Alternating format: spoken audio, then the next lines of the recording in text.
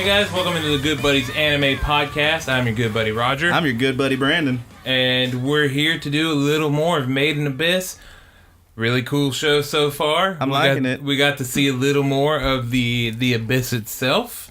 It's pretty sweet. Pretty sweet. They really build you into it on those first 4 episodes, and in the next 4, you get a little taste of it. Yeah, man. It actually feels kind of like, by the time you hit that 4th episode and you're like, oh my god, we're about to see some of this. By the end of this 4th episode, you're like, oh my god, we're about to see some of this. Yeah. It just keeps... I mean, the fact that it's in levels and, you know, you're progressing and then suddenly this new thing is normal and now we're going to get to some even weirder crap, you know? I really like the way they're doing it. They're about to get down to the places where most people can't go. It feels like a real adventure, you know? It really does. It just keeps changing. Things are getting stronger. It's getting crazier. Feel like it's going to make me cry. All right. It might, dude. So where are we at? Episode 5. Episode 5, we're going to go straight into it. Incinerator. Incinerator. Incinerate me. What is that? Incinerate me with your heart waves. Is that a song? No, I just wrote that on the spot. You just wrote that? On the spot, dude. We need to grab the guitar. Let's record this. Yeah, incinerate me on your heart waves, dude. Jesus Christ. All right, well, we join our heroes in the forest of temptation. Can you give me some Pokemon intros like da da da da da da da da? All right, never mind. This is the worst. I changed my mind. All right, we're in the forest of temptation. Speaking of Pokemon, I do have something to say. I'm trying so hard to get to this. No, please tell me now. Just tell me. No, we have to wait till we get to a character. All right, when we get to a certain. Apparently, there's a Pokemon in here. Yep. So yeah, we're in the forest of temptation. There's big leaves, big trees with big leaves. The leaves point. The big leaves on top point to the middle of the abyss, apparently, and the little sprouts point to the north. It's really great. I love it. There's a shield, apparently, and yeah, they mentioned the force field a few times in the show, and I still don't know what they're talking about. It seems like it's some kind of... It's something that I imagine it whenever... So I don't get entirely what it is, and maybe I just missed something. Maybe we both just missed something, but I imagine it like some sort of like curved down, like a contact lens or something. Yeah, like a dome on the inside. Yeah, that catches sunlight, and it just has... Like cascades it in so you can see shit. I mean, clearly, sunlight. It doesn't seem like there's a physical barrier. Well, maybe there's something in there to like keep the animals and crap from getting out of the abyss, because we never see them while they're in the city, which is... It seems like they'd be able to fly out, so something's going on there to keep them in. I don't know.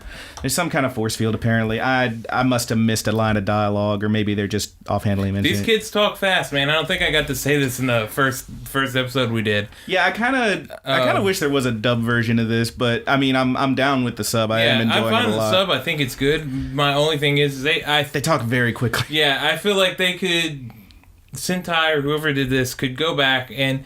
Just, it doesn't matter. We don't know what they're saying for the most part. Just let the text stay on there just a little bit longer. Because there's so many times I have to go back. So, we're big leaves. We talk about the big leaves. Rico explains the big leaves because she's so dang smart. I love her. She is smart. And we hear Rico hear someone screaming, help me, something like that. And they come across... Man down, son. Yeah, they come across... they see someone who's been attacked and seems to be being eaten by this large bird thing. Yeah. Which we come to find is called a corpse weeper, which is like, for sure, the coolest thing I've seen. The coolest monster, my favorite so far. I thought it was awesome. Yeah, this thing's rad. The color on it is so sweet, too. Like it's this wild, like, red and white bird with, like... an eye where you think an eye would be. On the other side, there's no eye, but there's an eye in its forehead. Like, it's so freaky looking. It's got this weird, like lamprey of a tongue. Its mouth looks kind of like a... What are those little moles or whatever? You're doing a Zoidberg right now with your hand in front of your face. I am. There are like these little moles or whatever that have these... Oh, you're talking about the little starburst. They Yeah, have that starburst nose, or whatever. Yeah. That or like a little water bear, whatever those things are called. Oh yeah, the tardigrades. Yeah. Love a tardigrade. Yeah, this thing's freaky deaky and I love it. And that sound they're hearing isn't that person screaming for help. What this thing does, like the coolest, most messed up Dungeons and Dragons monster ever, is when it has its prey and it's attacking it, it mimics its cries for help. So this thing is literally, as it's sitting there eating this guy, going, help me, help me. And like, that's what they heard. How... Oh. Yeah. What did I say? It's metal. Yeah, it's brutal, dude. It's freaking brutal, dude. It's that name, too. I mean, that's Corpse Weeper? That's a pretty sick name, Corpse Weeper. Give me some of them, man. That's awesome. Corpse Weeper. So yeah, this guy's already dead. It's a pretty big bummer. It's real freaky deaky. Yeah, he's got bugs all over him when the Corpse Weeper looks over. It's really gruesome. Fairly shocking for what we've seen so far from this show. Thus far, we got a decent amount of gore here. Like, oh ho ho. All right. So yeah, that's what's going on there. But they spend some time checking this thing out. They're like, what are we gonna do? And then another one flies out from behind them, grabs Rico, takes off, and Reg's like, okay, no problem. I can hit this thing. It's still in range. Uses rocket punch. Bam! Another one knocks it out of the way. Retry. Bam! Knocks it out of the way. I'm like, you messed up.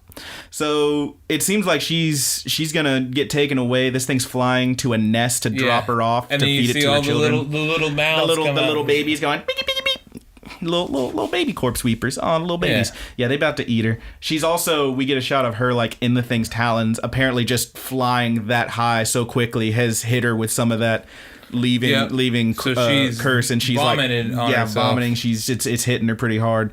It really does seem like it doesn't matter. Like going down doesn't seem to be a big deal, but going back up that's where you that's what gets kind of realize too. I think that's when it really started sinking in. Like, okay, there is no going back for real this time. Like, this is not good. So yeah, Reg decides, all right, I know what I got to do. I got to use that crazy wazy laser of mine. Yeah, charging my lasers. He does charge his laser. He charged them lasers all the way up. And he blasts him, man. He straight up no-scopes this thing. Just 360 no-scope. Yeah, he spun around and everything. Sick. Hey, how many of those you hit? He like 1, 2, oh, baby, a triple. No, he hit all of them, man. It was great. And most of the surrounding. How many more horrible MLG memes can I get in on this? A little weird-haired guy pops up and he goes, wow, and goes back down. Did he teabag the corpse weeper? He teabagged the corpse weeper. Okay, we're done. But yeah, man, he nails this thing. He blows up a bunch of them that are attacking him at the same time. Any of them that weren't hit decided, hey, I'm cool, and they bone right out. Mm-hmm. And as Rico is falling... not that hungry. not hungry enough to deal with laser cannon hand. As Rico's falling, he quickly like jets up, grabs her with his rocket hand, pulls her in, and like manages to catch her before she like lands and dies. Yep. And they slide to a stop on this little rocky outcropping, and it's a pretty rad scene, man. There's a lot of action there. It is. Like, we started with a creepy bird thing that I adore, and then got a sweet like rocket blast from the laser cannon, and then. Yeah, he, let's see. So shortly thereafter, we see, like, from Rico's perspective, her waking up, and she gets up and... Yeah. Well, he does a really cool maneuver to save her or whatever. Yeah, where because he, grabbed her with his, extendo arm, and, like, as she was going over a cliff, so he couldn't even see her after he grabbed her, and he just runs up and, like, pulls himself to her, and, like... grabs her and like slides on his back like on this. It's pretty sweet. But yeah, they loved it. It was pretty good. So then she's waking up. He like sees that she's covered in vomit and stuff from again like the curse thing. So she wakes up a little bit. He's cleaned her up and got her clothes off because they were filthy. She's now standing there without a shirt on, and yeah, that happens for a little bit. And then she says... does not care. No, she doesn't care. I mean, she clearly is... She's like a real... I will give it to her. Somebody that... Yeah, she inspects, she regs wiener with nothing. No, nothing to it. Just checked out the dude's wiener From a scientific standpoint, she's very scientific. That's the thing. She's like she's kind of an absent-minded like professor. Like normal social cues don't mean really anything. Yep. She's all about like, oh, what's but the plan? apparently What is they this? do What to is Reg that? because he was embarrassed. Reg's always embarrassed. He's blushing. The robot is blushing. Yeah, it's really great. She talks briefly about how we need to try and train that laser thing. She dubs it. She decides we're going to call it the incinerator, which is pretty sweet. Name of our episode. Yeah, he was really afraid that he was going to like blast her, but she says no problem. We just got to train Let's talk about that incinerator blast for a second too. How rad was it? It was really rad, dude. It was like a special beam cannon kind of, except the swirls were on the inside. It was really great. I loved it, man. The look of it, and like he melted like a bunch more of those trees and stuff. It was really cool. Yeah, it was a really blast. It was one of my favorite blasts that I've seen in anime. Just straight Kamehameha. Did him a little Hadouken. Hit him with the Shiku Hadouken. That's the big beam one. That's the Kamehameha Hadouken. Yeah. Yeah, it's pretty sweet, man. And then right on time, Reg is just like, oh yeah, that sounds great, and just passes out. Like low power, kind of like I speculated before when she found him asleep. Yeah, when you so listening back to the last episode, I don't think I was catching on to what you were saying at that point. I thought because we were talking about Reg being a heavy sleeper due to Rico's testing or whatever, and I didn't realize that what they were saying was that she was testing him out before they woke him up with the electricity. Yeah. I thought that you thought there was like a time jump. Yeah, there was a time jump, and this was before. Yeah, so now we're on the same page, and I completely agree with your stance. You talking about your weenie senses? What's up with you, man? Hey, speaking of weenies. We're about to get the next weenie. So yeah, he kind of low powers out, and she's like, whoa, and he's just passed out for a while. So it's his turn to fall asleep. He wakes up later, and while he's asleep, though, you see Rico kind of. Well, no, she talks.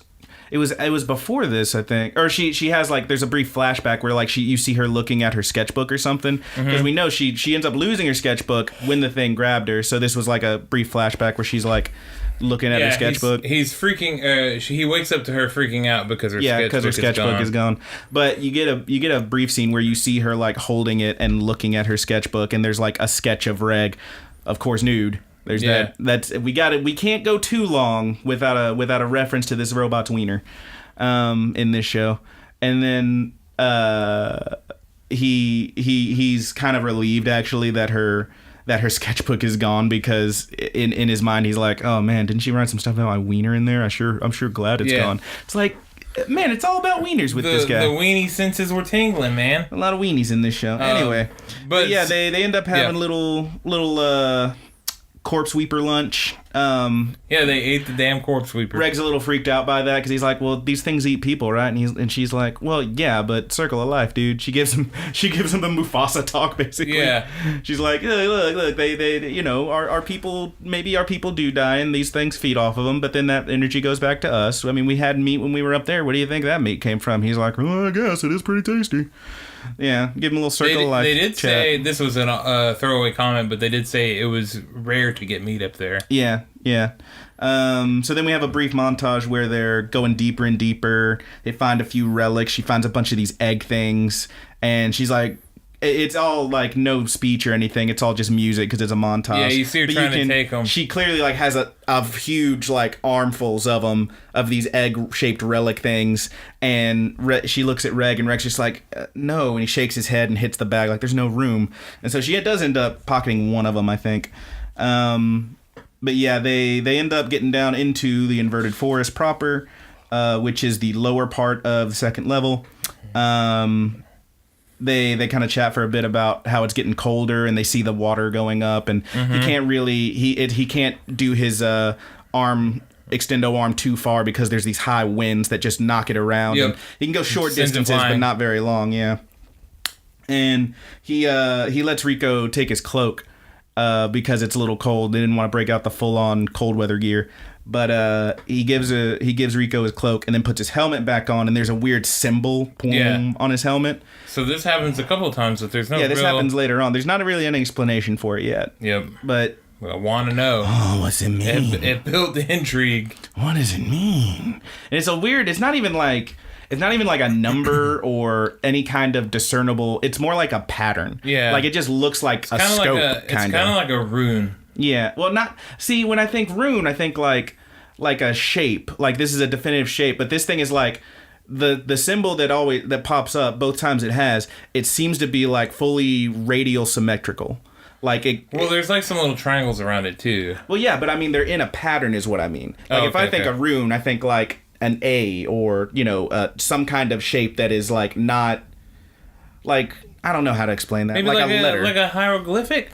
Yeah, something like that. Yeah. But like this one, it's always like... I guess I put runes and hieroglyphics close together. Sure. But what I mean specifically is like it's appearing on this circular thing. Yeah. And it's always just a circular shape. Like it could just be... Like if you took that shape and put it into a scope on a video game, I would think, yeah, that's clearly just helping me see where I'm going. Yes, 360 no scope. Yeah, I would think, oh, that's just helping me. Like there's always something in the middle. It's always round. It's always like the same pattern all the way around. Dude, it looks like it's just... You are MLG, my guy. Obviously. No, that's not the point I'm making. Whatever. I got what you're saying, dude. It doesn't appear to have like a whole lot of meaning to it. I don't know. It's weird. We'll have to see where that goes. That'll pay off, right? Sure. But, yeah, so they see the weird symbol on the helmet. They get accosted by a group of embryos, which are these freaky deaky Muppet, like, monkey things. Yeah. They're really weird and, like gross hairy. They look like sloths, but way more angry. Really angry, fast sloths, and they're chasing them down, and they have to move very quickly to get away from them, and they manage to do so. And then they find this like a little walkway thing going through the inverted forest, and they come across what they deduce is the camp that they know is down telescope. there. Mm-hmm. And there's a big telescope, and we see someone looking through that big telescope, and we don't get a really great look at him, but it appears to be this character in a dress with blue hair and really awesome eyes. We'll get back to that. Yeah, the coolest eyes ever, and a blue whistle. And this person is saying, "Masters, someone's here." And they get to this place, and there's like a gondola there, but it's not lowering. So Rick goes like, "Oh, can you get up there with your arms?" And he shoots his arms up there, and he's like, "Oh yeah, I made it." And then he's like, "What?" And she's like, "What?" He's like, Someone just grabbed my arms." And we see this person, this tall, slender person in all black, holding these arms, and I think there's also a little bit of a monologue here where like this narration is saying, "Oh, what will befall these children, blah blah blah," and I'm like, who's narrating this? Yeah, because usually when there's a narration in the show so far, it's almost always someone we know. It's either like Rico or Reg or somebody who's like doing the narration. Like most of the time I remember it being Reg, like saying this or that, or I don't know what's gonna happen. Oh, no one's coming for us in the previous episode. But like I don't know who's saying this, and it definitely doesn't appear to be the person holding the arms. It appears to be just someone outside of all this, this third party, which I thought was interesting. Yep. But yeah, this person holding these arms, before Reg retracts them back, says, "So she's still alive, that brat," and that's where the episode ends. Yep. Which is a pretty terrifying sentence. Yep. So, judging by what we heard from our buddy Habbo, we can deduce that this is Ozen. Yeah, that this is Ozen. Ozen, the immovable. Which is a really dope character. Which is a super dope character that I love. And we go to the next episode. Seeker Camp. We are in the Seeker Camp, so how fitting. Oh, yeah. So the first thing I wrote down for this episode in my little notebook is loving Ozen's whole look. She big, apparently 6 feet tall or so. Reg says she's about like 2 meters tall. Can't teach that. Can't teach that. You can't teach that. And this here's Marl. Her name sounds like milk. And you can't... No, okay. Yeah, it's goofy. But, yeah, she's apparently very large. She doesn't talk much. Her eyes are, like, she's got almost the Brock eyes. Like, you can kind of see her pupils. And, yeah. Like, she's got a really distinct They're bigger look. than Brock's eyes. And her freaking hair is rad. Yeah. It's like, it goes up into, like, these freaky horns and then down on either side of her head. Like, she looks like she's got, like bull and like ram horns at the same time almost. It's weird. It's all black and white. I just love her and whole she has like these look. crazy like hoof boots. Her hoof boots are weird, right? Yeah, I'm like, I didn't know what was going on with those at first because they don't appear to like. Doesn't seem like there's enough room for a foot in there. Yeah, it doesn't. I don't know if they're peg legs or if she's like got weird high heels on inside these. Yeah. They look like Mega Man feet, but like skinny so that you can't even fit a foot in there. It is strange. It's pretty weird. So I wanted to make a comment earlier about the Pokemon, and here we go. All right, here's a Pokemon. Ozen looks like she's a freaking gym leader or a leader of the Elite Four or something. She looks like she like trains bird Pokemon or something. I would say dark, and her finisher is an Absol. Okay. That she mega evolves. Absolutely could work too. She looks like a damn Absol. Yeah. Like a double-sided Absol. Like that's exactly my Pokemon. I was like, she looks like it should be from the Pokemon universe. She does. As some sort of high-profile trainer that whoops a little ass. I adore this character. She's got the coolest look, man. Yeah, and I like how they do like they'll do like some. I guess they will deform her a bit or whatever, so she'll have like this giant hunchback at times. Mm-hmm. She looks like this giant blob of a character. She looks. So here's the thing that is interesting about Ozen, and we'll get a little bit of this later on, but she's apparently quite old. Yeah, they never give you a definitive date or like age. I mean, we know that she is at least like 50 or more. Yeah, like more than 50. So there's stories about her from being from 50 years of time. So she's got like 60, 70. Yeah, something. And Rico is 12. Rico's 12. We'll suss that out later. Yeah, we'll do the math later. But we can say that she's at least 60. She's apparently quite old. So like in this scene when you first meet her, she's like, yeah, she's very old. But she's like standing, and she's also an anime character, so she looks just like an anime character, smooth skin and all that. You don't get wrinkles on one unless you're the old lady from. Apparently, she's got these Spirited scars, like my good buddy Joker. Yeah, she's you rough. Want to know how she got these scars? Yeah, she's super awesome, and I adore this character. So yeah, they sit down. They're kind of talking to each other. I think they're actually eating in this scene. I don't remember, but yeah, they're sitting at a table. You find out that she talks about Rico thanks her. Yeah, Rico thanks her, and she does a sweet like bam face plant when she does it onto the table because she always bows. Yeah, and she stands up and bows and slams her face straight into the table because it's just high enough. But she talks about Ozen. She introduces herself as Ozen, of course. She's being really creepy. Mm-hmm. Like, first of all, her voice is very monotone, and she doesn't have a lot of inflection, and every word is a little drawn out. Like and she's got like this. Every now and then you'll see like this Cheshire smile break across her face. Yeah, her face doesn't a great smile. She's got like no teeth going on. Every now and then she'll get these creepy like. These fuzzy ghost eyes. Yep. And like her mouth is just like she's so freaky looking. I love her. Yeah, it's a really cool character and a cool And she design. she straight up tells Rico, she says, I thought about abandoning you. We even had to leave that precious bell. If only I had left you there, that kid would have come with me. Such a pity that I did what I did. I don't know who that kid would have come with me is. I don't know who that is yet. But she tells like the whole story of like taking like when Rico thanks her and says, you're the one who helped my mother get me back here. She says, I started to just leave you. Yeah. Well, I didn't want this. So I have a theory about the kid. I think who she's maybe referring to is, you remember in the notes where there was a little crude drawing of the Reg-like character, mm-hmm. and she says that it's not a hollow, but it's not a human, and it's not doing anything. It's just kind of watching. Mm-hmm. I think that might be who she's referring to. Maybe. Yeah. I don't think we say anything really deduce anything but for it.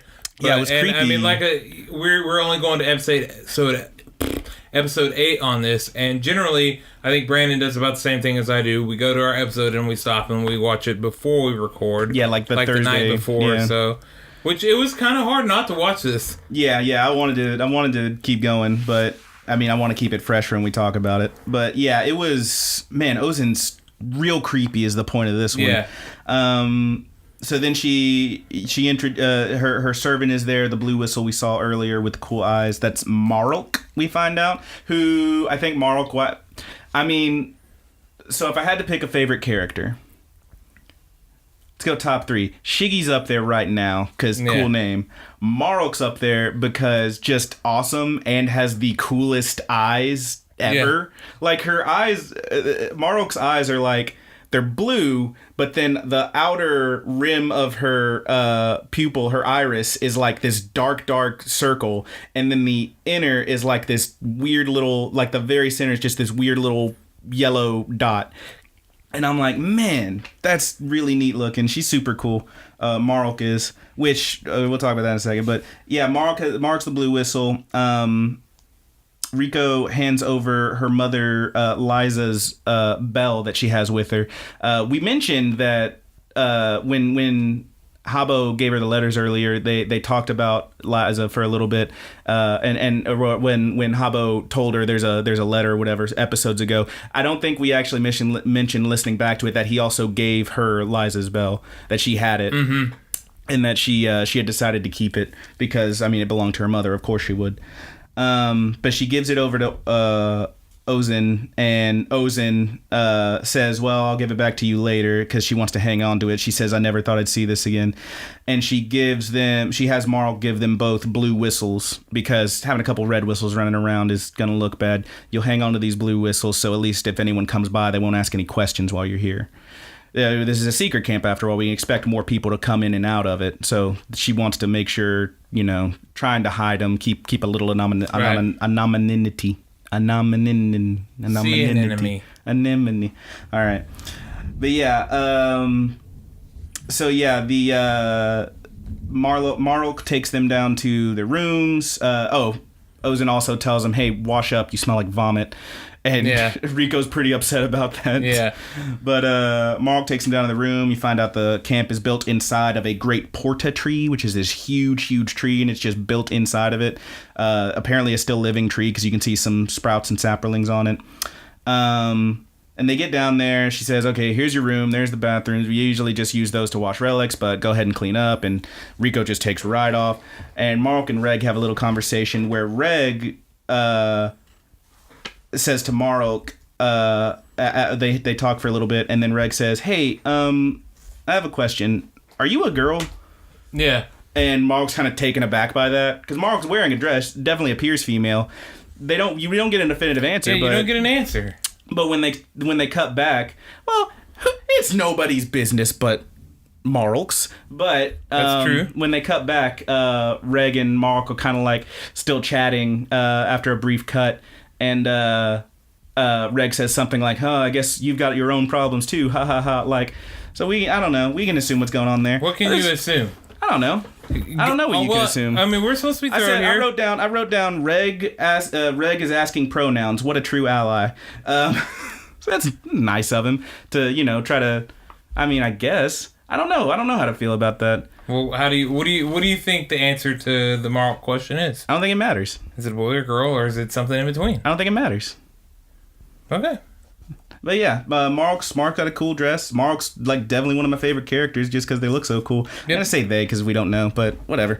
But yeah, it's pretty cool. So Rico comes out and sees them talking and kind of says something, and they both look and they're just like, oh, Jesus Christ, and they both start blushing and looking away because, of course, she walked right out with zero clothes on after washing up. And she's like, oh, I didn't have anything to dry off with. And Reg's like, oh, stark ass naked. She doesn't give a damn. Just stark naked. And Mark's like, I'll get you a change of clothes. And she takes off. And I just wrote down, put some damn clothes on. Like, what's going on here?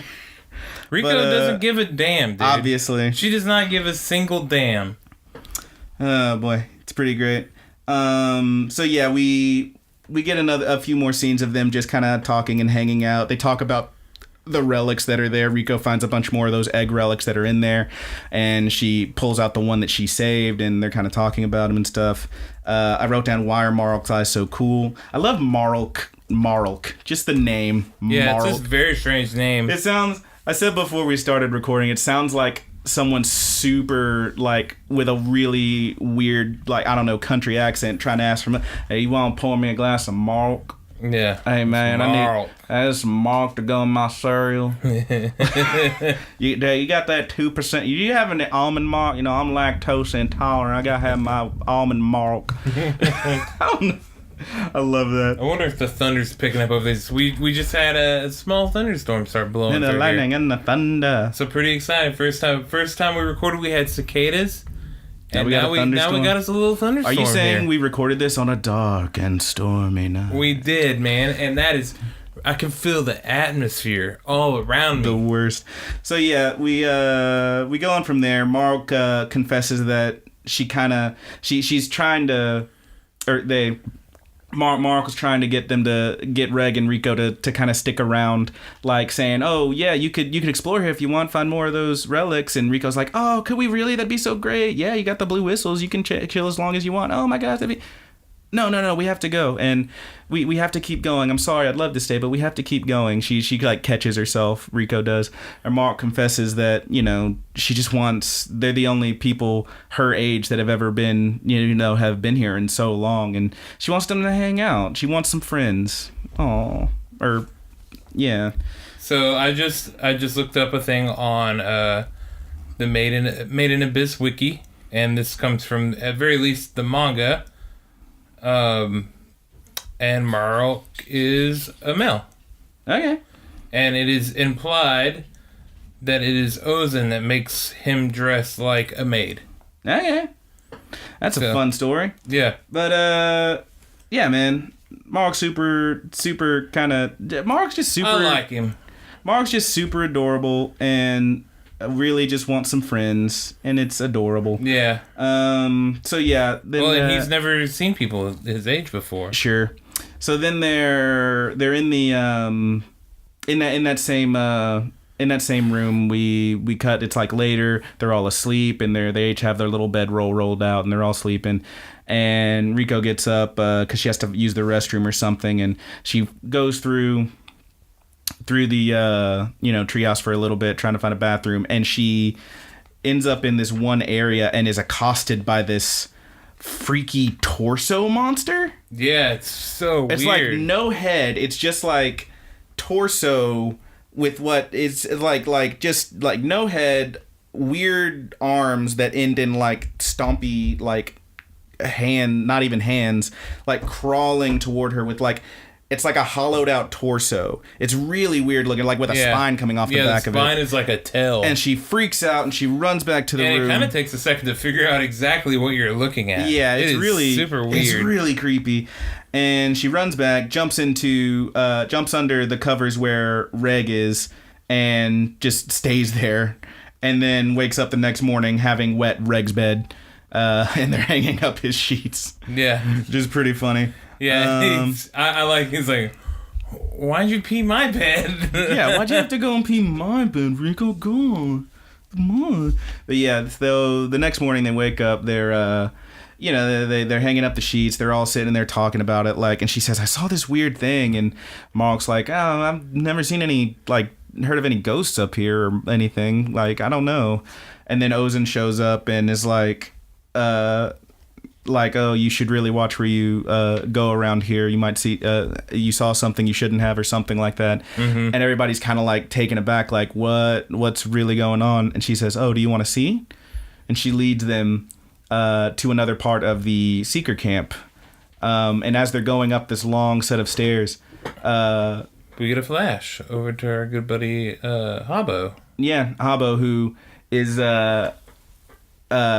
sitting there like kind of musing on the kids, and he says, I really should have gone with them to the seeker camp, even though they told me not to. I hope she doesn't show them that thing. Well, way to really look in the past, Habbo. You shouldn't have let the damn kids go anyway. They're children. They're definitely suicide mission. The show's gonna make me cry. Yeah, and he's like, maybe I should have thought about that a little more. Well, no fucking duh. Apparently the curse has weathered your mind a little bit. Damn it, Habbo. Because you let two kids wander down to this psychopath's lair. Because at this point, all you can really tell is, she crazy. Ozen is crazy. Ozen's real wild. But yeah, so we go from there, and now as they're going up these stairs, Ozen is questioning them like, yo, you really want to go to the bottom of the thing, huh? And, Rico's already said, yeah, I'm going there. My mother's waiting for me. She showed her the note and everything. My mother's waiting for me and I'm going. And Ozen just starts dropping truth bombs. I said Ozen with the real talk. She says... Yeah, real talk. She says, okay, first of all, that's not her handwriting. Second, why do you think we even found this whistle? Your mother is dead. Third, I found it on the 4th level... in a big sea of these. There was these flowers that they made reference to a few times. What were they called? They were called... It was like something like indomitable flowers or something. They were like really resilient. I forget the name. But... hold on, I'll get the name. You'll find it. Yeah. It's probably on the thing. But she says that it was on level 4 in this big, huge area that was nothing but these flowers. Your mother's favorite flowers at a grave. Fortitude flowers, maybe? Something flowers like that? of fortitude, I think. Flowers of fortitude? Yeah, blossoms of fortitude, something like that. But yeah, she says, no, your mom's definitely dead. What, are you going to dig up her grave? She's buried in the Goblet of Giants, etc., etc. It's a really rough stuff. And they get to this area that Ozen's leading them to, and it's a fairly small room. There's like, bookshelves lining the walls. Yeah, it looks There's like her quarters or something. Yeah, like maybe her study or something, maybe a small library. You can see this armor that we saw this same character carrying the thing that Rico was in earlier in the series. So we know that's her armor. Eternal Fortunes. Huh. And then we have Flowers of Resilience. Apparently there's got to be a translation. That's got to be a Yeah. translation. Resilience sounds like the ones. I think they were Fortitude or something like that. But yeah, it's so we see this armor that we can deduce is Ozen's, and at the far end of this room is this huge like stone. It looks like a marble cube, and everything just kind of stays there for a second, looking at this thing, and then we cut, and that's the end of the episode. Cliffhanger on to episode 7. Episode 7. So this is where it starts getting a bit on the child abusey side. It gets pretty rough. It gets pretty rough. Yeah. Is episode 7? Is it Unmovable Sovereign? Is that what it's called? Yeah, it's Unmovable Sovereign. Yeah. So we find out that one, Ozen is called Ozen the Immovable. We knew that. We also know that she has a kind of an honorific, the Unmovable Sovereign, Ozen the Immovable. Which we get a clip where it's Habbo talking to the kids again, I think, about the stories about Ozen. And they're like, is it true that she really pulled up a gondola full of people by herself? Did she really hold a 10-meter boulder up or something? It's really just wild stuff that seems like it wouldn't be possible for anyone, much less this apparently very, very, very old lady. But we learned that apparently of the White Whistles, Ozen is the strongest, at least physically. She's very powerful.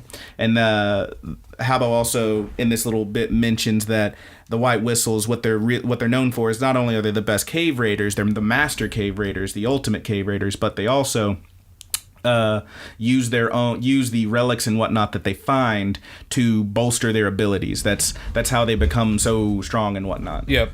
And we get to see some of that later on, but Ozen shows Rico and the other kids this marble looking cube thing, and Rico's studying. It's like, oh, it's got this pattern all over it. This is like a very special relic, whatever it is. And Ozen says, yeah, it's this is, and she asks, is this the curse repelling vessel that I've heard of, that I was carried up in? Mm-hmm. And she says, yes, that's exactly what it is. And she blows on her whistle, and the tone of it, when she does it, the thing like splits open, and you can see inside of it, like to the area inside. Yep, and that's the thing they carried her up in. That's the thing they carried her in. It looks, vessel. We saw it before. I yeah. would call it the vessel. Yeah, that vessel. And then Ozen drops some more truth bombs. Yeah, man, she says, Rico, when you were born, you were already dead. Yeah, you were stillborn. She was a stillborn child. And she says that, you see, what happens is we put you in this thing just to carry your body. And who knew that you would start moving again? Apparently, dead things that go in here start to move again. That's what she saw last night. She said, I put some meat in and it began to move. what else is interesting, she says, is that things that come back to life that were put in here, things that are that start moving after they're put in that are alive, they always crawl straight back to the abyss. That thing was crawling toward the abyss last night. And that's what's happening to you too, isn't it? And Rico's just freaked. It's so creepy. And Ozen is not doing this lightly at all. Oh no, she is being very blunt and very, very scary. It's really it's beyond the point. It's terrifying. It's just blunt. Yeah, she's straight up scaring the shit out of these kids. Yeah, very much so. She refers to they're starting to fear for their lives, and at this point they should. Yeah. She tells Rico that she despises her. She doesn't like her at all. She never wanted her to. That's why she said before she should have just left you. I should have just left you where you were. And she refers to Reg, the Aubade. That's what they call them. Aubade, Aubade is what they call these apparently super duper relics that are found. She says the Aubade child, and she says, so you don't remember anything, do you? You've lost your memory. And he's like, kind of trying to get between Rico and Ozen because Ozen seems like she's about to attack. And she says, well, I guess I need to dispose of you before you remember then. Like, remember what? What's going on? Oh, God. It's somewhere in this. I don't remember if it was through the explaining towards the end of the last episode. She talks about Liza getting married to a guy named Torka. I think that's later that she brings that up. Because we knew Torka was the dad. Was Rico's dad.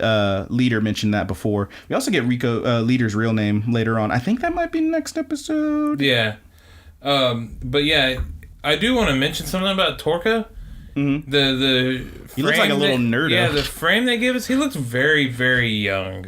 Well, I mean, this lady's supposed to be like 70 and she looks very young, so I don't know how far we can go. That's true, but I mean, that. like, he looked not formed. She at least looks formed into like adult. So. I would say he looked like just a. He looked younger than the leader. Well, I don't know about that. I'd say he was maybe. I think he looked maybe the leader's age. He certainly didn't look at. He looked. The thing about Torka, that brief shot you get of him, is that I think if there's anything you can glean from that, it's that he wasn't tough. He seemed like a real baby boy, like not young, but like.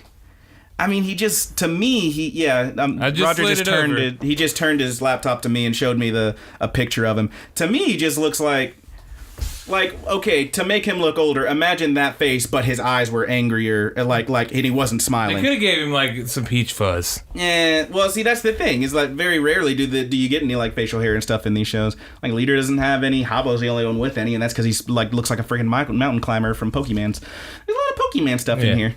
But yeah, I don't. Yeah, he looks like a real baby face. I'm not saying that all the he looks like. Stuff. I mean, in that picture, he's holding out like a bowl of food. He looks like he was maybe the chef. He wasn't.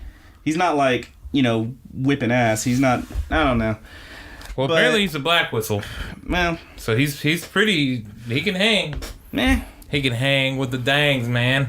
Hang with the best of them. So back to Ozen, who just opens fire. She starts attacking Reg. I wrote down she did her Hulk Loki impression. She just grabs him and slams him into the ground a few times. Ends up making a huge crater in the middle of this room, just slamming it into the ground.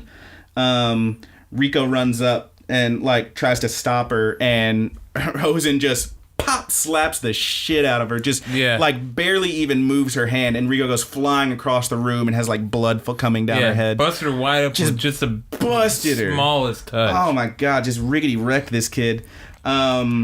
And then the word that we couldn't remember before when Reg was talking about Rico's cooking is irredeemable. They use that a lot. Yeah, I remember that now too. And because they says, use that crap a lot. They say that word a lot. And that's whenever I was like, I think that's what they said about the cooking as I was watching. And Ozen, as Reg is like facing her down again, he says, "You're irredeemable," and he launches his arms and like wraps her up, and Ozen's just like, okay, and she just like kind of flexes and bounces him off and like grabs one of his arms. He's like, I mean, come on, man. She ends up when she does this though, her I think her sleeve comes off or part of her jacket or something. Yeah. And you can see her arm where or like her glove came off or something. You see her arm for the first time. It's gray. It looks dead. It looks dead, and she's got these weird like diamond shaped things going in her skin, and he's like, "What is that?" And she like pulls off her jacket, and you can see both of her arms are covered in them. And those are, I wrote it all down, the 1,000-man wedges. She's got about 120 of them all over her, implanted in her, all over her body. Apparently that's a relic that is giving her this crazy strength. I would assume, since they're called 1,000-man wedges, that each one gives you the strength of 1,000 men or something. We can assume if she's really picking up boulders that are 10 meters in diameter and slamming this kid as hard as she is. Mm-hmm. She's very, very strong. Yeah, she's like, oh, I broke the floor. Yeah, she says that's the secret to her strength. So she keeps attacking. Reg decides he's going to have to try and blast her, and he's charging up his laser hand, his incinerator. Charging his lasers. Keep doing that. And he's saying to himself, if I do it like before, I'm going to burn up the whole thing. I gotta make it smaller and sharper. And Ozan just gets up in his face like, oh, what are you going to do with that? And she just grabs his hand and points it at Rico, and he's like, let's see what it does. And Rico, who's now like unconscious, still bleeding from her head, is about to get blasted by his laser, and he can't move his hand because she's holding it. She's so dang strong. So he manages to like kick his hand into the air, and the laser fires, the incinerator fires like through the ceiling and just ping, cuts a hole straight through everything. There's like somebody up on the surface just got nailed by that thing. Yeah. It's pretty wild. But yeah, it just goes and Ozan's like, oh wow, that's pretty neat. And like she keeps attacking, and having just fired his incinerator, his lasers. After having just fired his laser, once again, Reg starts to pass out, and there's a bit. I wrote this down. I don't know what this line means, but it must mean something. She says, "Both of you are unfit for it." Whatever that means. I'm assuming the abyss. Maybe.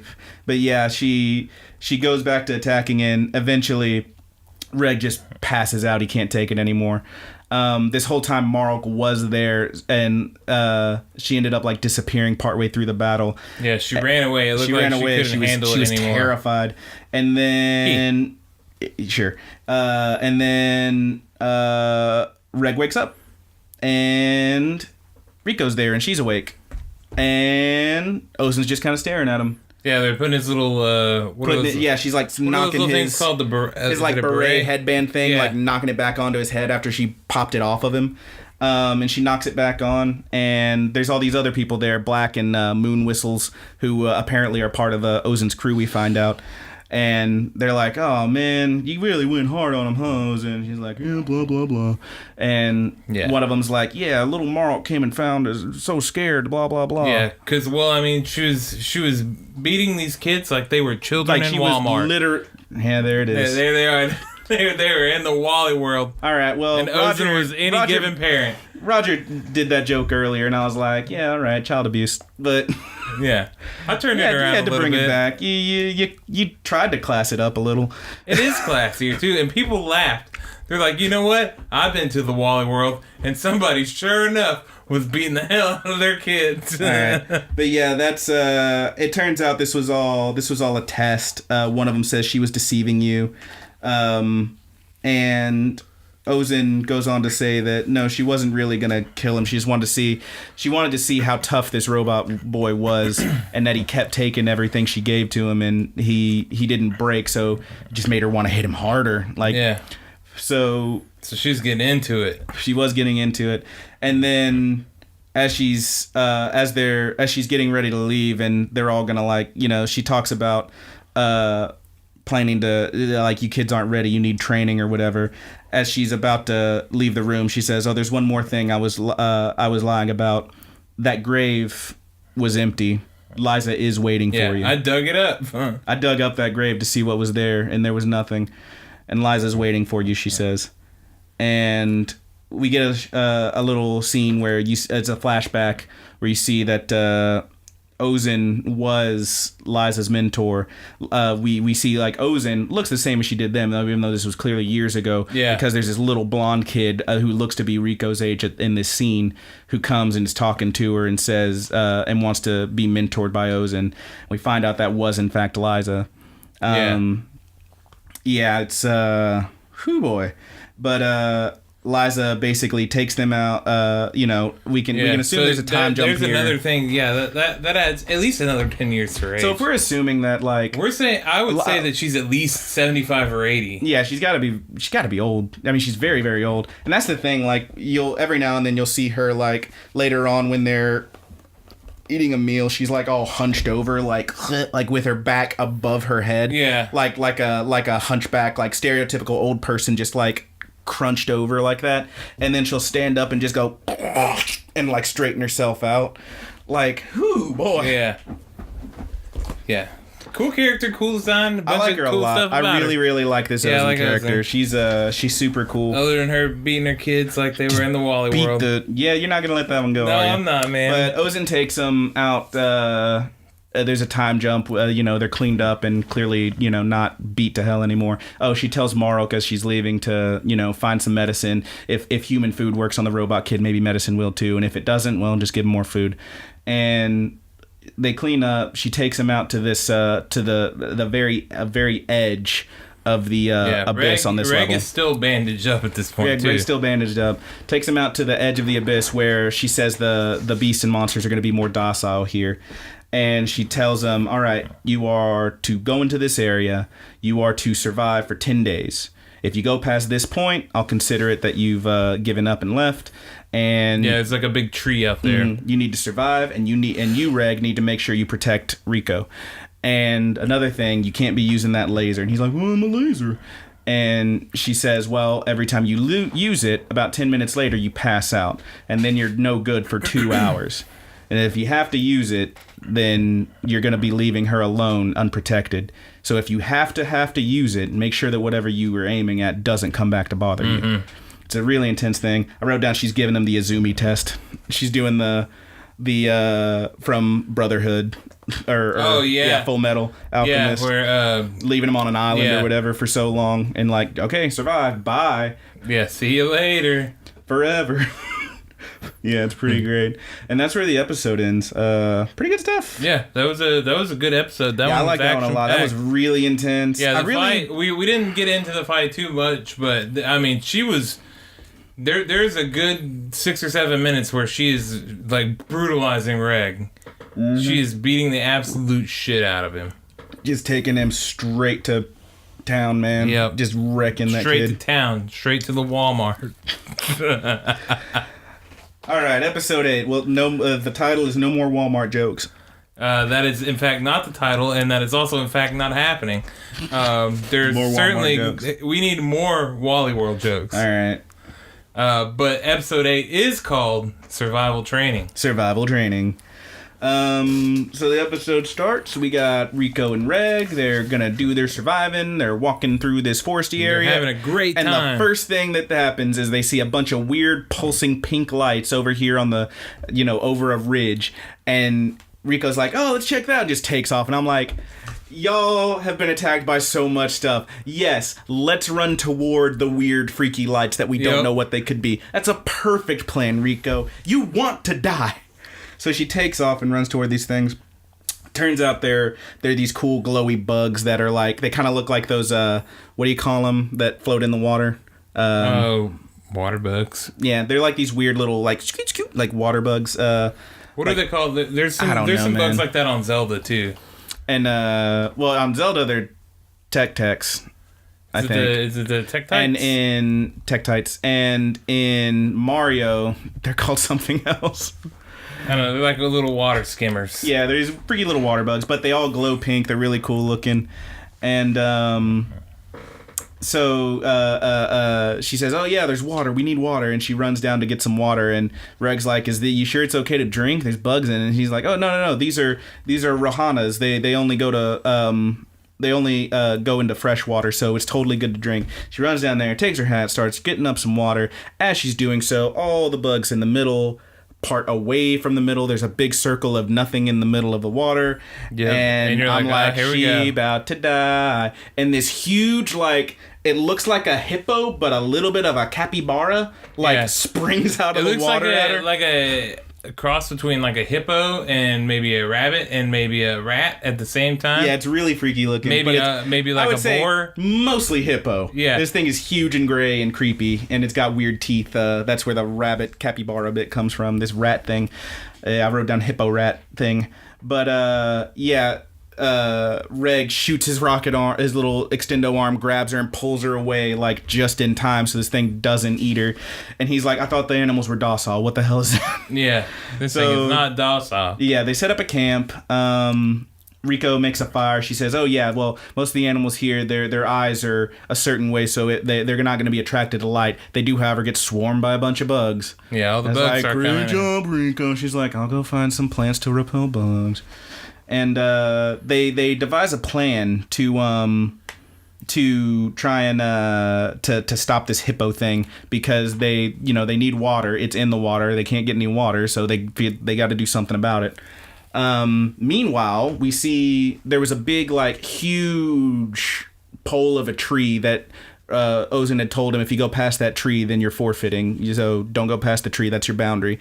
And on that tree, we see one of Ozan's squatties, this creepy little, this weird little old dude who's got these weird goggles, and we see Ozan there in her full armor. She also put on her armor in the last episode, but she's in her armor talking to this guy, and he's like, oh, I didn't know you were there. And they talk for a little bit. Oh yes, Rico's very resourceful, but she's also running off by herself, blah blah blah. And Reg is tough, but he doesn't really know what he's doing, it seems like, blah blah blah. So he's kind of like just observing and everything. Mm-hmm. And we get a few flashbacks. We see Torka again. Specifically, we get a bunch of shots of, like, Ozan and Liza, like, together. And like, training or whatever. She says, there's a bit where she says something to Liza like, oh, yeah, well, we're going even deeper in the abyss this time, so you're going to come back up with your eyes bleeding. And Liza's like, oh, yeah, I can't wait. Like, she's ready to go, man. Ready for them bloody eyes. She's ready to do it, man. She doesn't care, and that's maybe why they got along so well, because they were both so hardcore and, like, just doing whatever it took. So at one point in this flashback, we see Torka again, and Liza's like, hey Ozan, this is Torka from my squad. We got married. And you see Ozan doing her ghost face, just like she can't believe it. Yeah. She's shocked. It kind of it feels right. Like I see. I thought this was earlier, but now I'm remembering. Yeah, right. It feels like she was so shocked she couldn't believe it. It felt like come on, like it seemed like Ozan maybe liked her or something. Had feelings for her. Yes, clearly. It did feel like that. She clearly did. And yeah, I wrote down Torka was a little green-haired nerd. Or maybe she just didn't want her apprentice, because Ozan is very hard. Mm-hmm. She did not want her apprentice marrying this freaking nerd that is clearly going to die. Well, maybe that's her thing. Maybe Ozan's like into, like, just likes having girls around, and that's why. Maybe she's into girls. And maybe that's why she has Marl dressed like a girl. I don't know. Ooh. Hey, who cares? Love me some Ozan anyway. Yeah, me too. But we go on, and in the same flashback, we see Ozan down in the abyss with Liza, and Liza's like laying there. This is clearly after she just had her baby, and she's like, I just want to be left alone or something. I need to be alone right now. And Ozan goes over to that container. You see the curse repelling chamber, which you can't even really call it that because it's not what it does. It's like a revival chamber, if anything. And she's sitting there, and she has a little monologue to herself. I wrote down part of it. She says Liza was finally, started to mellow out, and then she says, that dumb face and you came along, which I think is talking about Torka. Like, you came along and just this happened, and now she's just so depressed now, and she can't believe it. She just wants her student, maybe what she wants to be more than a student. She just wants her to be happy, clearly. Yeah. It's a real bummer. And then she just can't believe it. And she says something like, and I had to deliver the baby. Real nice leaving me here like this. Like, apparently Torka had just died. And does it say how he died exactly? It doesn't. It doesn't. Yeah, I don't know what happened there. Maybe we'll get some answers, but she's like standing there next to this thing, and then she hears it from inside of it, and she's like, "What?" Yeah. Like she hears it. She hears it come alive. Mm-hmm. It's real. It's pretty creepy. And Rico then has come she like alive. runs back to tell Liza. She's like, "Liza, check it out." But yeah, it's that's the flashback, which is you get a lot of story there. It's pretty good stuff. And then we cut back, and the kids have developed their plan. They are going to try and get that hippo thing.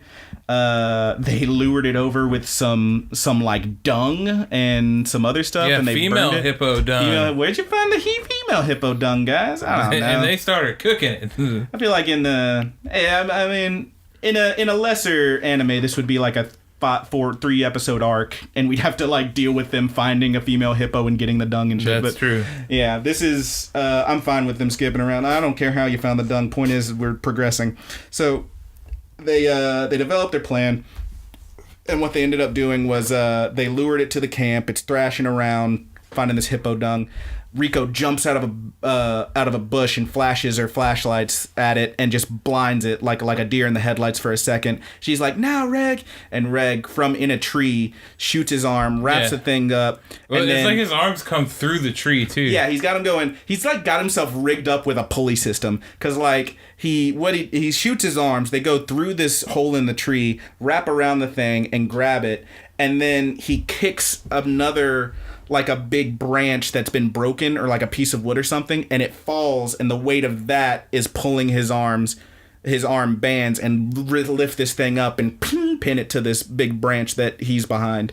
It's like really, it's fairly ingenious. Yeah, it's kind of like I don't know how it worked, but it looks ingenious. You remember when we were kids and there was that little board game called Mousetrap? I remember Mousetrap. And you never played it. Yeah, you just set it up and you didn't give a crap about playing the game. Nobody played the game. You just wanted to see the trap fire off. Yeah, you just set it up and you hit the thing and you watch the little marble go and the little guy like get knocked into the bucket, which set off the trap and blah, blah, blah. It was really great. Yeah. It's a fun time. But yeah, that's yeah, they end up catching this thing, and then we get a shot where they're eating some meat, and I'm like, "Oh, we out here eating hippos? What's up?" Yeah, we eat some hippo They meat. apparently ate this whole damn thing, because we also, in the foreground of that shot, while they're in the background at their little camp eating what we assume is hippo meat, in the foreground there's these huge like bones, and I'm like, damn, they really went in on that hippo thing. Went to town on him, dude. Yeah. If you say they took him to Walmart. They took that hippo. They drove him right by. He was a very young hippo, a very excited hippo. And they took him right by the toy section and went straight to automotive. And he threw a fit. You're the worst, dude. All right, so yeah, they end up surviving. They head back to camp. I wrote down Marlka's being adorable again, like greeting them and like, "Oh, I'm so happy you're okay." And we get another symbol on Reg's helmet, and it's different this time. He says, "Oh, it's different this time." He notices it this time. Yeah, he notices it, and he says, "Oh, is it different from last time?" And it is different from last time. It still just looks like, a weird circular shape. I wrote down, "Is he leveling up or something? What's going on?" Like, I don't know. Maybe. I don't know what this means. Could have something to do with where they are in the abyss, too. Yeah, maybe he's like a map or something. Who knows? Maybe he's a compass. Maybe he's the star compass. What a twist. Hope y'all liked our bonus episode. Happy April Fools. Anyway, so yeah, we go on. April Fools, everybody. April Fools, we got you. Yeah, you knew it was April Fools because I said waifu at the end of it. But yeah, we go on. Weird symbol. We see them, Ozen and the kids and Mark and everybody sitting down enjoying a meal. Ozen like cuts her meat, and as she's talking, she'll be like blah blah blah blah thing, and then you just hear, and it's like, holy crap, she's really going in on this food. Mm-hmm. Like, you hear, it's not often. I can't remember, other than like if you see like someone eating noodles or something, you'll hear you'll get one of those. Yeah. Or like when Goku's chowing down real quick, you'll get like of the chopsticks on the food. Mm-hmm. He's like, but like this one, she's like, you see her cut this steak, and you see the fork go up. You never see her eat it, but you just hear her blah blah blah blah blah. She's just chowing down. I did notice something when they were cooking the corpse sweeper. Mm-hmm. The meat in this anime seems to be very like almost like maybe like a cooked spam or something gross. It's really like that. weird looking. Yeah, because it almost looks like it's chewed, but it tears real easy. It's kind of in that uncanny valley thing where like it kind of realistic and gooey, but also like. It's like some fucked up Salisbury steaks or something. It did look like it was. That's what I would say. Salisbury steak. It looked like a really messed up Salisbury steak. But yeah. So while they're eating, she's talking about how the deeper you go, you lose a sense of time. Which at first she says you lose your sense of time. She says that when she went down into the lower levels, there was one time she meant to be there for only a couple weeks. She came up and it had been a few months. So. But then she goes on to say that maybe down there Liza's still alive. Maybe she's, it's only been a little while for her. And I'm like, oh, so we're talking about actual time dilation. This isn't just, I was down there and it felt like longer because there's no sunlight and I can't track the days. No, you're talking about actual differences in time passing. People are having missing time. Something. So there could be some UFOs down there. Oh my god, this guy and his could be some abductions. You and there your could aliens. be some probing. Come on, man. You just love your aliens and whatnot. I do, and it could be happening. There could be missing time in Maiden Abyss. That's what our other the whole damn abyss aliens. We should just start another podcast where all it is like you telling me about a freaky thing, like the Russian thing in the wilderness, or this alien abduction case, and I'm just sitting here going, "Come on, man." The Diltov Pass incident is what you're talking about. What we should do, what a real entertaining podcast is, we'll call it the Y Files, because I'm like, why? Is me coming up with. Either coming up with something or reading something, and by the end of it, you determine. Yeah. You tell me two stories. You tell me two stories, and I gotta pick which one's real and which one's fake. If I made it up, or if it is documented to some extent, I'd listen to that. All right. So, yeah, she goes on to tell him about the time dilation and whatnot, and she says, either way, that she does believe Liza's down there and waiting for her, and Rico runs over to hug Ozen, and Ozen just smacks her again, like, no. Ozen does not hug. Not having any of that. She then tells them about the other white whistles. She says there's the Sovereign of Guidance, who is Wakuna the Chosen. The Sovereign of Mystery, Srajo the Mysterious. The Sovereign of Dawn, Bondrewd the Novel. Which, these are all pretty great names. I will say, y'all couldn't think of a synonym for mystery, obviously. Because everybody has, like, she's the unmovable sovereign, Ozen the immovable, which... Alright, you changed a letter, un to in, whatever. And then Sovereign of Guidance, the Chosen, sure. Sovereign of Dawn, the Novel, okay, sure. Sovereign of Mystery, Srajo, the Mysterious. Like, alright. Call him Srajo the Enigma or something. Like, make it different. You couldn't think of anything. But yeah, she mentions, I think she says Bondrewd in particular is a real something. Like, she's like, you gotta watch out for these guys. That one dude in particular is... He's the whistle of ill repute. Yeah, something like that. He's ill repute. Did they say that? Yeah. Or are you reading it on your episode summary? All right. But, yeah, it's... Yeah, I'm looking forward to seeing these guys and finding out what their deal is. But it's also pretty intense stuff. And... I don't remember what she says. She says something, and Reg says, "What? Are you joking?" And Ozen just doesn't even respond to that. It's like, okay, Ozen doesn't hug. Ozen does not joke. Like, get real, kid. I think she might even smack him too. But yeah, they talk for a little more. She says Liza's letter. Talking about the letter. Well, first of all, she said before, it's not Liza's handwriting. Second, that's not even paper. It's a special relic. It's unterrible. She tried to tear it with all her strength. She couldn't put a mark in this thing. And she also says that the way it's written is really weird. It's these large scrawled, like, crooked letters, like a kid might have written it or something. She doesn't say that, but that's kind of the implication. Yeah. She's just really sending it home that, hey, Liza did not write this. This is not her handwriting. Yeah.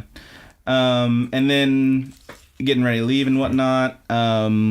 She gives them... Ozen gives them Liza's weapon, which is Blaze Reap, the everlasting pickaxe, which apparently has some kind of everlasting gunpowder. It's it shoots shotgun pickaxe.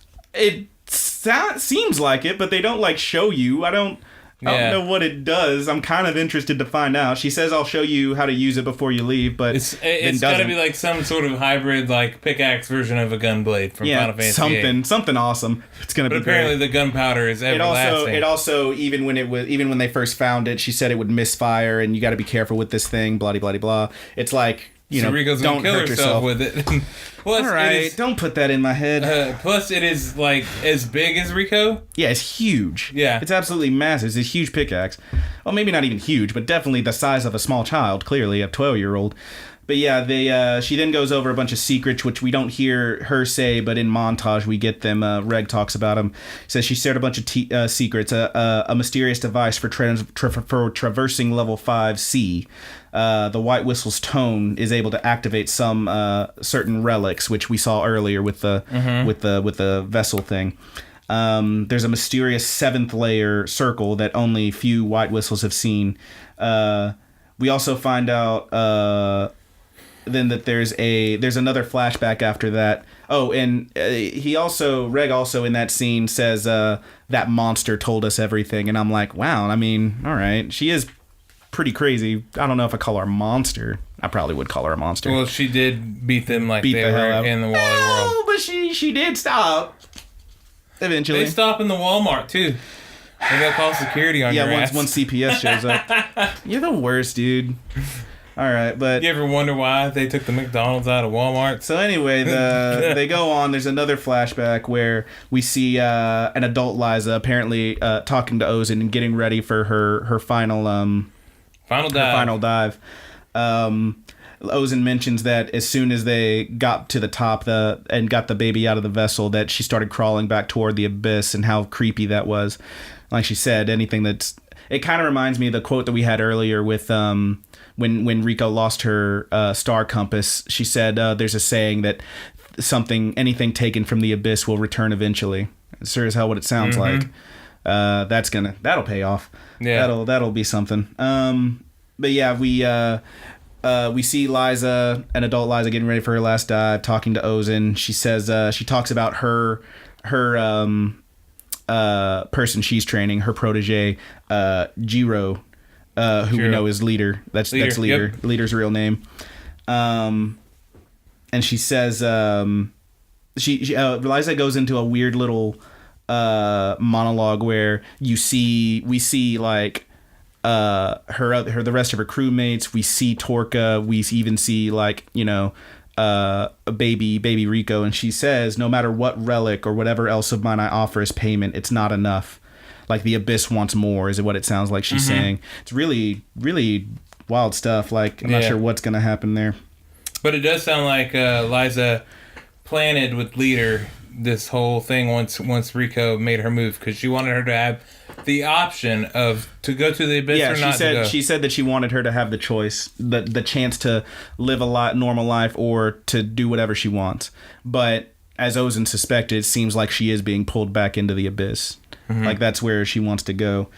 And we also, for the first time, I think, actually see Liza full on. I wanna go way back in the Abyssa, Abyssa. The 5th layer. Why are you so bad? I don't know. This is the absolute worst. I thought for sure I would have, by the time I got to where you start rhyming the areas, that I would have come up with something, but I got the 5th layer. Eyes bleeding. Stop. Out of every orifice. This is the worst cover of Kokomo ever. That's where I wanna go. Way down into the abyss. You're the worst. I hate this. So yeah, we see for the first time like Liza. Morka. Stop. We see Liza full on, like we see her face. Like we've seen her like from the back or like from the side, but like her face is like obscured by her hair or whatever. For the first time you get to see her and her whole face and her eyes. She has the craziest eyelashes in the fucking world. Like they look like eyebrows just going around her eyes. She has literal hairy eyeballs. Yeah. Like she's so it's strange. She's so wild looking. I love it. This is also the scene where Ozen talks about actually no, it was before the first flashback we had when we saw the baby Liza, that Ozen talks about her baby Liza asked her, why is your hair like that? Reg had commented on it earlier. How's she get her hair to stay down like that? And she says that the more you go into the abyss, it takes tolls on you and your skin like twists up, and she's got scars all over, and that's why she styles her hair this way to hide them. It's really wild stuff. But can't see her scars. Yeah, we actually get to see Liza finally, and she's pretty cool looking. She also has these terrifying eyelashes. And then the last thing we get before the end of the episode is everybody gathered around the Great Fault except Ozen, who's back, on top of the camp, like looking at them from a distance. And it's everybody, saying their goodbyes, all of Ozen's cronies and whatnot, and Marlk's there, and she hugs them, or he hugs them, and Marlk hugs them. I'm just gonna say Marlk. Yeah. Hugs them and is saying, I wish you wouldn't go. I know it's so mean to say, but I kind of hope you don't make it. I hope you come back. Yeah. Because Marlk's gonna miss them so much. Yeah. Marlk's gonna miss them so much and whatnot. And it's a really touching scene, and they're all crying and stuff. And then they go. That's where the flashback happens. Then they go to the thing, and you see them. The last thing you see is them before the Great Fault, which is level 3, I believe. Just this sheer cliff that goes straight down. This really wild-looking white cliff, just straight drop. Yep. And apparently, it's gonna get intense. And that's where the episode ends. Yep. And I gotta tell you, these 4 episodes are pretty great. A lot of cool stuff in there. Some cool flashbacks. We got to see Liza better. A lot of good story. They did. You got to see Ozen be all bad, I guess. Yeah, they picked up the story well enough here, too. The story was already being done pretty well, but they've given us enough information to where we can get a couple of action-filled episodes. Yeah, it's really intense stuff. I will say this, and I wouldn't say I was spoiled on anything, but I did have 2 separate people. Mm-hmm. A friend at work, and before that, my good buddy on Facebook messaged me, and they were telling me, hey, how far are you through those episodes?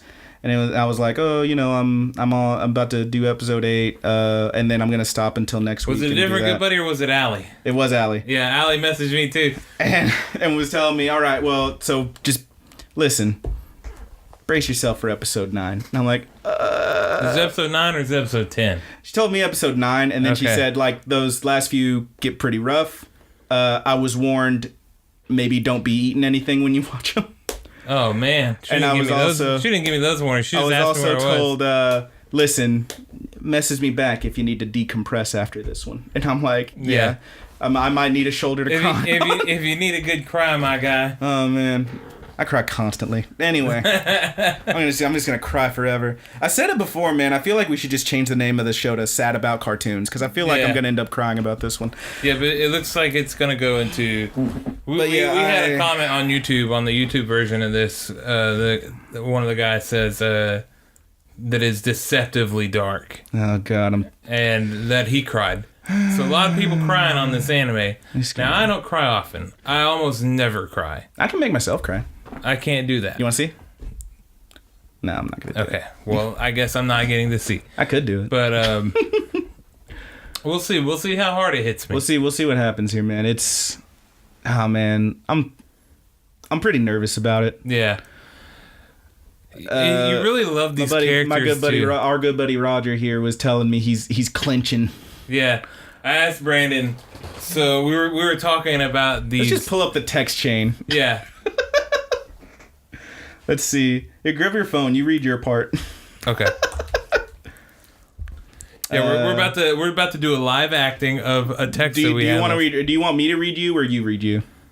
I'll read you. Oh, you want to read me? Am I reading you? Yeah, you read me. So Friday, April 6th, heading into these episodes. All right, hold on. I'm still getting to where we are. Okay, heading into these episodes. Okay. I watched them earlier. Pretty wild stuff. How you feeling about it? I like them, but I'm a little on edge for the next few. Seems like it's going to get a lot darker. That's the O. It's a colon with a zero. I do the O face a lot. Got to put that at the end of everything, because sometimes people think I'm being mean, so I'm like, let me throw a little emoticon in at the end of this. Yeah. Because I always put periods. I don't use exclamation points. But, Roger, not sure how dark it gets, but I think it's a safe bet that we prepare our butts now. Clinch real tight. Do you think that is what the Chevelle song "The Clincher" is about? Now, Roger, Do you really think I've ever listened to a song from a band named after a car? Ha ha ha! I think it would have been hard never to have heard a song by them, apostrophe. Yeah, correct. That was my correction. Correction. If I ever misspell anything, I'm really good about generally going back in Throw and a then little I asterisk on there. Yeah, a little asterisk and correcting my spelling. Which I do want to do a little note here. I feel like it's really hard to have made it through the 2000s with never hearing a song by Chevelle. We can let the rest of this text conversation go, but what I'm saying is, look. Well, the song is called The Clincher. I've heard of Chevelle. Mm-hmm. I could not tell you... I couldn't tell you a song by them other than The Clincher now. I know the name of that one. Yeah. But I certainly don't know how it goes. I don't know the chorus. I don't know the melody. If I heard a song that was from them, I might go, that sure is a song that's playing. I wouldn't know it's them. I don't give a shit. Fuck Chevelle. You can tell them I said that. Okay. And you can tell them I said that. Somebody tweeted Chevelle right now. I do want you to Wait, say did they break up? They don't exist anymore, I don't know. Right? You asked me if I was a fanboy. I mean, I feel like what I said is... I've actually never been a fan of Chevelle. I thought they were one click higher than Breaking Benjamin. All right, let's go back to the conversation then. Let's go back to the conversation. Here, Roger. Well, I don't want to offend anybody that might be a fan of Chevelle. It's fine. I think it would have been hard to never to have heard a song by them. And to which I responded, Roger. Well, I certainly couldn't name any, just what you said a second ago. Well, one is called The Clincher. Yeah, and I just gave you that. YouTube link. YouTube link. Sure, but what I meant is I have no idea how that song goes. And if I heard any of them, I wouldn't say, oh, hey, this is Chevelle. And I'm not clicking that. Also, I feel like we had this discussion before. You're like a fanboy, right? Do it for the knowledge, man. No, not really. Meh. Okay, here's the one that might offend someone. I'd say I'm not a fan. They're a step above something like Breaking Benjamin. I need you to determine if that song is about preparing yourself to be devastated by preemptively squeezing your sphincter title. Now, did you go in and listen? No listen? response. No, I haven't listened to it. I don't care.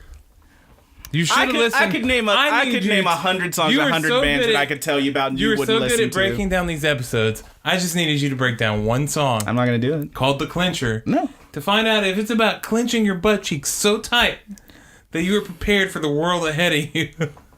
I feel like I don't want to listen to that. I feel like I'm never going to now because you want me to so badly. I feel like you're going to have to, man. Nah, man. Nah. Do it for knowledge, my guy. Do it for me. Do it for the good buddies. No, there might be some good buddies out there that really like Chevelle, and they're like, you know what? I think Brandon should give. If enough people comment anywhere on this, let's say I get 20 people. That's too much. We don't get that many comments. Yeah. Let's say I get 10 people. Okay, 10 either is fair. on the Facebook or YouTube or iTunes. You're gonna have to track all these. Anywhere. I have a Tumblr set up that I'm not using very much, but I'm posting the episodes there. It's thegoodbuddies.tumblr.com. But nice. If anybody comments on any of those saying, hey Brandon, you should listen to that song, do it for Chevelle. If I get, let's cut the difference, 15. If I get 15 different people saying yes, do this, then I will listen to that song. Yeah, I'm not gonna tell you that you're gonna love them. I actually think that you won't like them. I dated a girl who really liked them and went to one of their shows. I'm like, meh. Yeah, all I'm saying is that you didn't even like that girl. You know who it is. Do I? Yeah. Anyway, we'll talk about it later. Okay. Anyway, yeah, now I want to know who that is. We'll talk about it. Okay. I think I know who you're talking about now. Enough. We don't need names. We don't need names. Enough. What the hell, man? Continue. You didn't tell me that part. Yeah, I did. You didn't tell me that. You just told me. Okay. This isn't Brandon's relationship podcast. Continue. I think that they are an okay band. They're musically sound. They're not my cup of tea. They're very radio rocky. Why are we still talking about Chevelle? This is the anime podcast. What we should be talking about is how tight we're squeezing them sphincters. Can we go 2 episodes without you talking about your butts? I didn't talk about my butt. I talked about our butts. Also, I would like to point out, so episode 5, we got more references to Reg's wiener. We then went 3 episodes without talking about his wiener. I'm very proud of a show. I feel like we need one of those, like, day since last incident thing, but it's going to be like, episode since Reg's wiener was mentioned. 3. We made it. This is a record for us, guys. Oh man! But anyway, that's the show. I think we're going on to some Good Buddy Universe questions. We and have comments. one question from our Here good buddy comes a Clayton. question from the Good Buddies. Willy wow! Sweet solo, bro. Yeah, thanks, man. Give it to me. Our good buddy Clayton has a nice question for us here. He's always real friendly, super cool guy, and always got really good questions. If you guys have any questions, I'll go ahead and plug this now. Yeah. Get this out of the way before the question. If you guys have any questions, we love answering these. We don't care if it's just one or two of you or a few. We'll answer every question that you got. Mm-hmm. You can send them into thegoodbuddiesanimepod@gmail.com. Mm-hmm. I will not spell it out this time. Thank you. You can also, I'll just say it now. I do have that, like I said, I have a Tumblr set up for us now. Mm-hmm. And pretty much all I'm doing so far is just posting when there's a new episode and a link to it, because I want to post stuff about the animes that we're watching, but it's kind of hard to do that without finding a bunch of spoilers. Sure. So I haven't. But check it out. It's thegoodbuddies.tumblr.com. Yeah, you can send us questions there too. I've already got 3 Twitters set up for our different things. I might set up a fourth one for us. And I keep hearing a lot about this Discord thingy-mabobber. Yeah, we'll see about that. This old dilly whacker here, so I might get us a Discord set up. If you guys would like that, that's something y'all use, and you think that it would do us well, let us know in a comment somewhere. Mm-hmm. But yeah, on to the question. Our good buddy Clayton asks, Willy wow. Subs or dubs? Also, who is the most overpowered character in anime? Subs or dub? Well, I mean, subs or dubs, I think it depends on the show. I usually prefer a dub only because I like being able to focus more on the art. I find that with this show in particular, since it's only in subtitles, I have to like read and then I'll like rewind a little bit and like watch what happens so I can get the full scope and whatnot. That said, there's a lot of stuff that like I think we mentioned before that I tried to watch it in dub and I just couldn't stand it, and then I either watched it in subtitles or like was told, oh, the subtitle's better, so you check that out, and yeah, it turns out it's right. But I mean, and we said before, for certain things it's difficult to watch something subtitles. Like I can't handle Dragon Ball Z with subtitles. So more or less, I am sort of the kind of guy where I want it how I heard it first. Sure. But if there's no other way, if there's a dub out there and there's absolutely no other way and I am dying to see it, then I'll go into sub from a dub. Mm-hmm. Generally, you don't ever have to go from sub to dub because you'll be able to find the sub pretty easily. Mm-hmm. And so that's always a lock if I start it as a sub. But there are things like Dragon Ball out there which I can just wait for the dub to come out. I'm perfectly happy with doing that.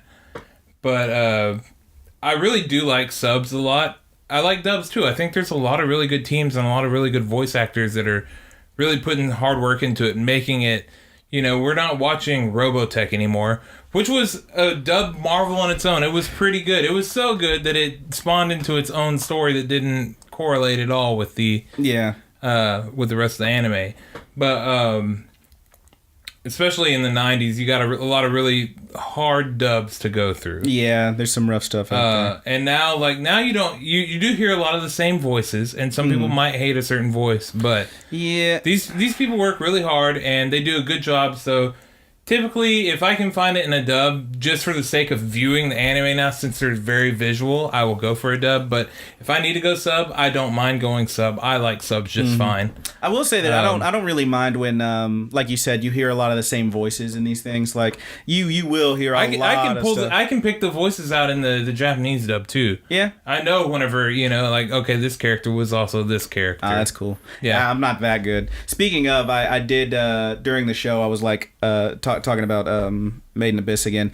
I kept jumping back and forth between the end of this last episode 8 where Liza's talking and the end of episode 5 where we had that mystery narrator, and I can't tell if it's the same person. Like I was trying to see, is that Liza talking? Yeah, sounded similar, but I couldn't say. But yeah, I don't mind when I pick out a bunch of the same voices in animes, mostly because I just really am enamored with the world of voice actors. There's a great documentary that was put on by it's on YouTube. I know I saw it on YouTube. I'm pretty sure it was on Netflix too. It's called I Know That Voice. Which, have you seen that?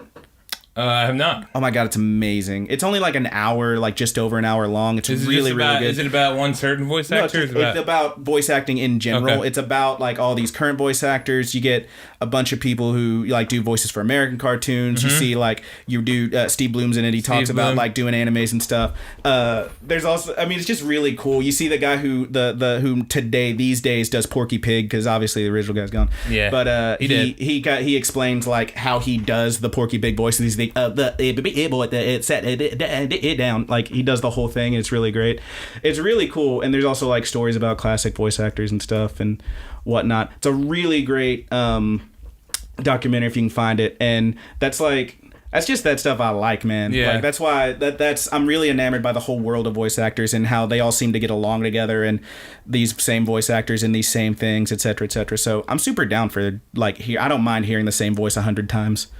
But yeah, it's really cool stuff. And I'll say that if you haven't seen I Know That Voice, please look it up. It's very good. It sounds good. It was put on by, and see, I'm kicking myself because I can't think of his name now, but it's the dude who's the voice of Bender and Jake the dog. That guy.